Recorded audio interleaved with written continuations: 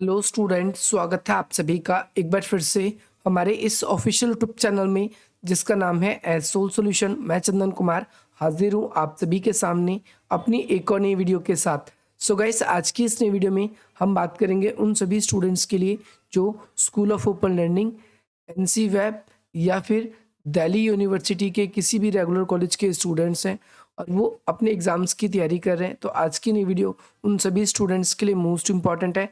आज हम बात करेंगे आप सभी के हिस्ट्री के सब्जेक्ट की, जो बीए प्रोग्राम कोर्स के स्टूडेंट्स हैं और फर्स्ट सेमेस्टर के स्टूडेंट्स हैं, और उन सभी को अपने हिस्ट्री एग्ज़ाम में प्रिपेयर होना है, क्योंकि आप सभी को पता है कि फैब 2023 में आप सभी के जो न्यू एजुकेशन पॉलिसी आई है NEP UGCF, तो इसके तहत आप सभी के नए सिलेबस में क्या क्या टॉपिक्स आएंगे, किस तरीके का पेपर आएगा, ऐसे बहुत सारे स्टूडेंट्स अपने डाउट्स को भेज रहे हैं। तो आज की इस वीडियो में हम इसी को डिस्कस करेंगे। सबसे पहले हम ये जानेंगे कि क्या कुछ इंपॉर्टेंट क्वेश्चन आप सभी के एग्जाम में पूछे जा सकते हैं।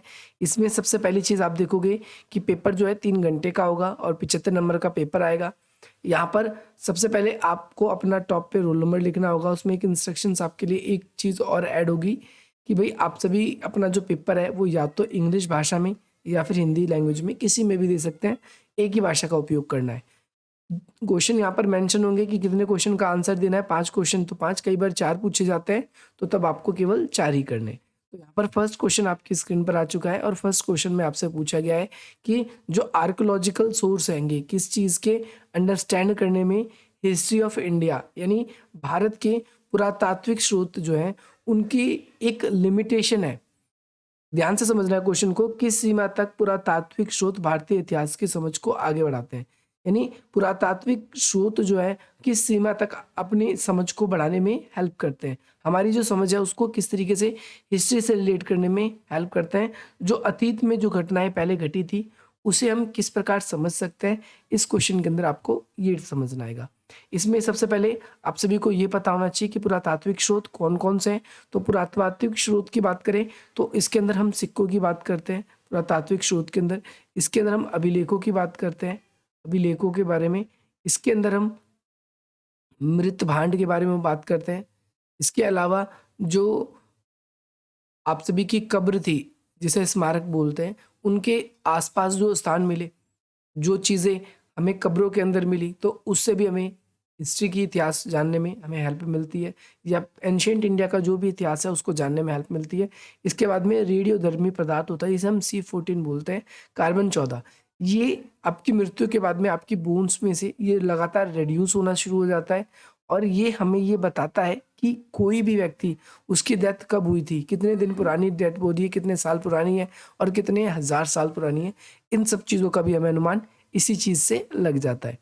तो इनको बिल्कुल डिटेल से एक्सप्लेन करना है। जैसे सिक्के हैं, सिक्कों को हमने डिटेल से पढ़ भी लिया है कि सिक्के किस प्रकार इतिहास जानने में हमारी हेल्प करते हैं। ऐसे ही मैं आप लोगों के लिए एक वीडियो और लाऊंगा जिसमें हम केवल और केवल अभिलेख की बात करेंगे कि अभिलेख किस प्रकार से इतिहास निर्माण करने में सहायक होते हैं।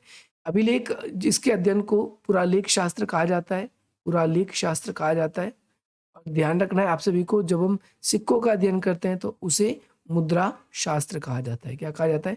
मुद्रा शास्त्र कहा जाता है, ये कहा जाता है। इसके अलावा जो C14 है, कब्र रहेगा, तो इसके बारे में भी हम डिस्कस करेंगे कि कब्र क्या है क्या नहीं।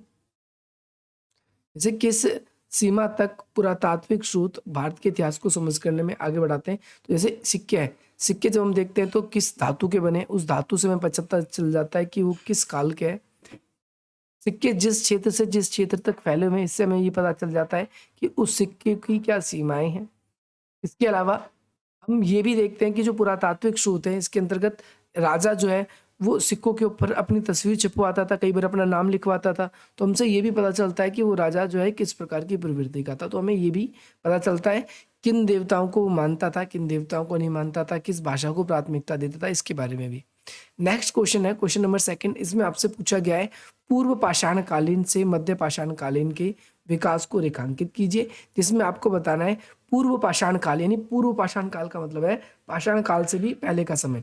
तो उस समय इतिहास की चीजें कैसी थी कि जैसे आदि मानव था, हथियारों का उपयोग केवल पत्थरों के रूप में उसने करना शुरुआत ही किया था, उसे इतनी समझ नहीं थी, परिवार बना के नहीं रहता था, संगठित होके मनुष्य नहीं रहता था, लेकिन धीरे-धीरे जब सुरक्षा का अभाव हुआ, तो इसके बाद में मनुष्य ने क्या करने लग गया, मनुष्य अपनी बस्तियाँ बसाने लगा, अपने जैसे लोगों के साथ संगठित रहने लगा, तो ये आप सभी को याद रखना है। इसके फीचर्स को बताना है। ये मोस्ट इम्पोर्टेंट है नवपाषाण काल। हालाँकि हमने इस पे एक वीडियो बना रखी है, लेकिन जल्दी आप सभी के लिए एक और नई वीडियो बनेगी जिसमें हम नवपाषाण काल के बारे में बिल्कुल डिटेल से वर्णन करेंगे, क्योंकि ये क्वेश्चन भी आप सभी के एग्जाम में आता है। अगला क्वेश्चन है आप सभी के लिए, हड़प्पा सभ्यता की नगर योजना और व्यापारिक गतिविधि। तो नगर योजना आप सबने क्लास 12th में भी पढ़ी है, जिसमें आपने देखा था कि भाई नगरों को बनाने से पहले नींव तैयार की गई थी। उस नींव को बनाने के बाद में उसके ऊपर घर बनाए गए थे। जो घर बनाए गए थे उन्हें प्राय एक ना एक दीवार उनकी पक्का ऐसी थी जो सड़कों से टच होती थी, ताकि घर के अंदर का जो भी वेस्ट पानी है वो सड़क के किनारे बनी हुई नालियां जो है उन नालियों के थ्रू कहाँ जा सके, बाहर निकल सके। तो आपको ये याद रखना है। इसके अलावा हड़प्पा सभ्यता के अंदर जो कई इमारतें बहुमंजिला बनी हुई है, इसके अलावा वो अपने घर के अंदर प्राइवेसी का ध्यान रखते थे, तो सीधा अवलोकन नहीं किया जा सकता था।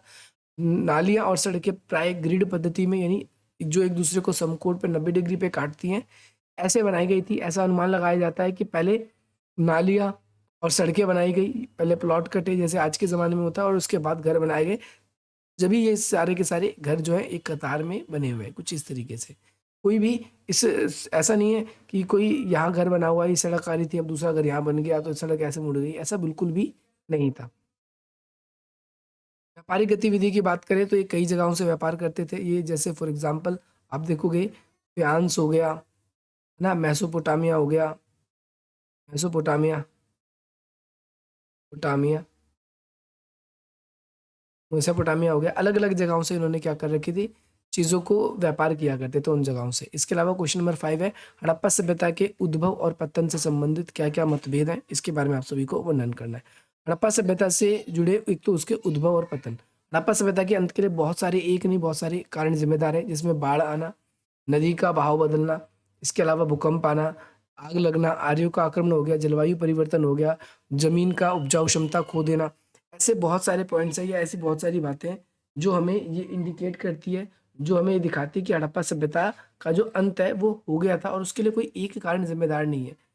और लेकिन हड़प्पा सभ्यता इतनी बड़ी सभ्यता थी कि इस बात का भी अनुमान लगता है कि हड़प्पा सभ्यता क्या केवल किसी एक आपदा के कारण बंद हो गई होगी, खत्म हो गई होगी। कई लोगों का, ज़्यादातर का ये कहना है कि हड़प्पा सभ्यता का जो इलाका था ये पूरी तरीके से तहस नहस हो गया, जिसकी वजह से यहाँ के लोगों ने यहाँ से पलायन करके गंगा घाटी के किनारे जाना शुरू कर दिया। अगला है क्वेश्चन नंबर 6 है, वैदिक ग्रंथों में प्रतिबंधित समाज में स्तरीकरण एवं राजनीतिक व्यवस्था का वर्णन करें। वैदिक काल के अंदर किस प्रकार का समाज था, वैदिक काल में राजनीतिक व्यवस्था कैसी थी, इसके बारे में भी क्वेश्चन बनता है। ये भी इंपॉर्टेंट क्वेश्चन है और जल्दी आप सभी के लिए आपके एग्जाम से पहले अपलोड कर दिया जाएगा, ताकि आप लोग अपने एग्जाम्स की अच्छी तैयारी कर सकें। नेक्स्ट क्वेश्चन है, महापाषाणीय संस्कृति के विशेष संदर्भ में लोहा संस्कृति का वर्णन करें। ये भी इंपॉर्टेंट क्वेश्चन है, ये भी रिपीट होने की संभावना है। जितने क्वेश्चन ऐसे मैं लिख रहा हूँ जो इंपॉर्टेंट है, वो आप लोगों को पक्का पक्का करके जाना है, वो आपके पेपर में आने की पूरी अब की बार उम्मीद है। इसके अलावा जो मगध है वो, उसके उद्भव के क्या कारण थे, एक तो ये पढ़ना है, और दूसरी बात द्वितीय नगरीकरण की विवेचना करनी है कि ये बाकियों से कैसे अभिन्न था, किस तरीके से मगध जो है वो बाकियों से ज़्यादा सिविलाइजेशन था, अनसिविलाइजेशन था। ठीक है, ये आपको अनसिविलाइजेशन के बारे में बताना है। और 9वां क्वेश्चन आप सभी की स्क्रीन पर ये है कि जैन और बौद्ध धर्म के उदय के लिए आर्थिक और सामाजिक आधार कौन कौन से थे।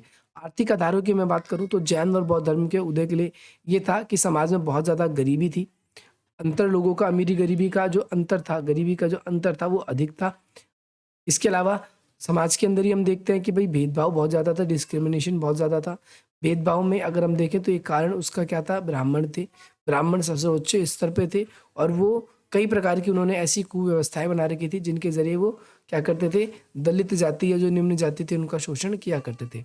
लास्ट क्वेश्चन आप सभी का शॉर्ट नोट का आएगा, और ये क्वेश्चन आप लोगों को जरूर अटेंड करना है, क्योंकि पेपर में शॉर्ट नोट के आपको एक्स्ट्रा मार्क्स मिलते हैं, यानी इसमें कम लिखना होता है, और ये आप लोगों के लिए ठीक भी होता है। इसमें सबसे पहले विभिन्न ऐतिहासिक पद्धति के बारे में बताना है। ऐतिहासिक पद्धति कौन कौन सी रही है, आप सभी को ये बताना है कि भाई इतिहास के अध्ययन की कौन कौन सी पद्धति है, हिस्टोरिकल ट्रेंड्स कौन कौन से हैं, शैल कला का वर्णन करना है, हालाँकि ये अब रिमूव हो चुका है, पहले ये आपका आया करता था। आर्य समस्या, इसके बारे में आप सभी को वीडियो मिलेगी, और गण संघ ये रिमूव हो चुका है, तो इसको हम बारे में चर्चा नहीं करेंगे। तो ये क्वेश्चंस थे, आई होप आपको समझ में आ गया होगा। मैं आशा करता हूँ आज की ये वीडियो आप सभी को पसंद आएगी, और इसी प्रकार की इंटरेस्टिंग वीडियोज़ पाने के लिए आप हमारी वीडियो को लाइक करेंगे, अधिक से अधिक मित्रों तक शेयर करेंगे, हमारे इस चैनल को सब्सक्राइब करेंगे। बाकी आप लोगों ने अभी तक टेलीग्राम ग्रुप ज्वाइन नहीं किया तो ज्वाइन कर सकते हैं, लिंक डिस्क्रिप्शन बॉक्स में। व्हाट्सएप पे कनेक्ट होना चाहे तो इस नंबर के थ्रू कनेक्ट हो सकते हैं। बाकी मिलते हैं हम आप सभी से अपनी अगली वीडियो में। जय हिंद, जय भारत।